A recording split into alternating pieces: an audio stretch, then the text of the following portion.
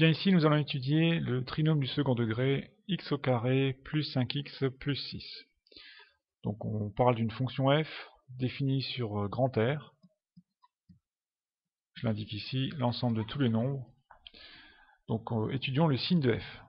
Alors, puisqu'on a affaire à un trinôme du second degré, nous allons chercher le discriminant pour voir le nombre de racines de ce trinôme. Donc petit a égale 1, qui est bien le coefficient devant x au carré.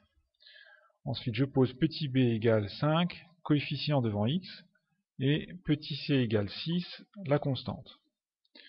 Donc, je cherche le discriminant delta. Delta égale b au carré moins 4ac. On obtient, en remplaçant b au carré, donc 5 au carré, moins 4 fois 1 fois 6. Ce qui nous donne 25 moins 4 fois 1, 4, 4 fois 6, 24. Donc on obtient 1. Le discriminant fait 1. Donc déjà, vous voyez, on voit que delta est strictement positif. Donc nous avons deux racines. Donc première racine, x indice 1. J'indique la formule. Donc moins b moins racine de delta sur 2a. On remplace ici. Moins b, donc moins 5. Moins racine de 1 sur 2 fois 1. Égale, donc moins 5 moins 1 sur 2. Donc moins 5 moins 1 moins 6 sur 2. Autrement dit, moins 3. La première racine fait moins 3. Deuxième racine, x2 égale. Pareil, formule, c'est moins b plus racine de delta sur 2a. Ici, on obtient moins 5 plus racine de 1 sur 2 fois 1. Voilà. Comme tout à l'heure, je poursuis les calculs. Moins 5 plus 1 sur 2. Donc moins 5 plus 1, moins 4 sur 2. Autrement dit, moins 2. Deuxième racine vaut moins 2. Donc là, j'ai obtenu mes deux racines. Alors ensuite, l'étude graphique. Donc je vais tracer un repère. Voilà. 0, 1, 1 pour l'axe des ordonnées. Mon repère. Je place mes deux racines.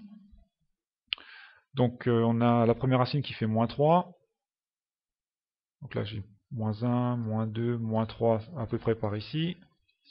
Deuxième racine qui fait moins 2, à peu près par là.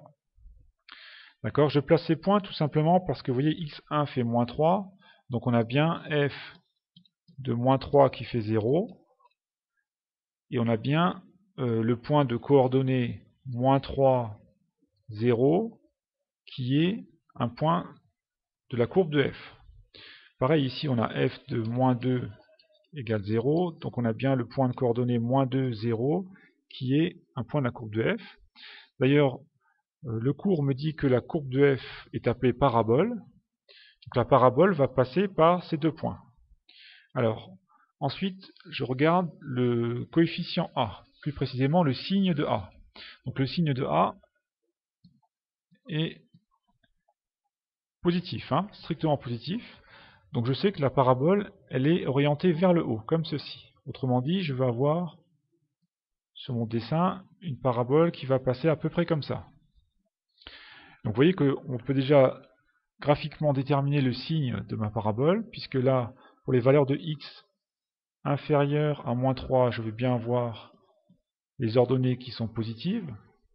Ensuite, pour les valeurs qui sont comprises entre moins 3 et moins 2, donc entre les deux racines, on va avoir des valeurs négatives. Et puis, pour les valeurs qui sont plus grandes que moins 2, pour les abscisses plus grandes que moins 2, ici, je vais avoir des ordonnées positives. Donc on peut déjà, grâce au graphique, tracer le tableau de signes de f. Voilà, j'indique f de x. Donc l'ensemble de définitions, moins l'infini plus l'infini. On place les deux racines. Moins 3 moins 2. On place les deux ordonnées, c'est-à-dire que f de moins 3 égale 0, f de moins 2 égale 0. Et puis on peut indiquer les signes, donc on a bien une valeur positive quand x est inférieur à moins 3, une valeur positive quand x est plus grand que moins 2, et puis une valeur négative entre les racines. D'ailleurs, on peut aussi retenir la phrase du cours qui nous dit que, en fait, f a le signe de a. Donc ici, dans notre cas de figure, c'est bien a strictement positif, sauf entre les racines. Alors, une fois qu'on apprend cette phrase par cœur, on n'a plus besoin de faire le graphique, puisque vous voyez, on a le signe de a sauf entre les racines. On a bien, nous, un a positif, donc on a un plus avant la racine, un plus après la deuxième racine, et puis on a bien un signe moins entre les racines.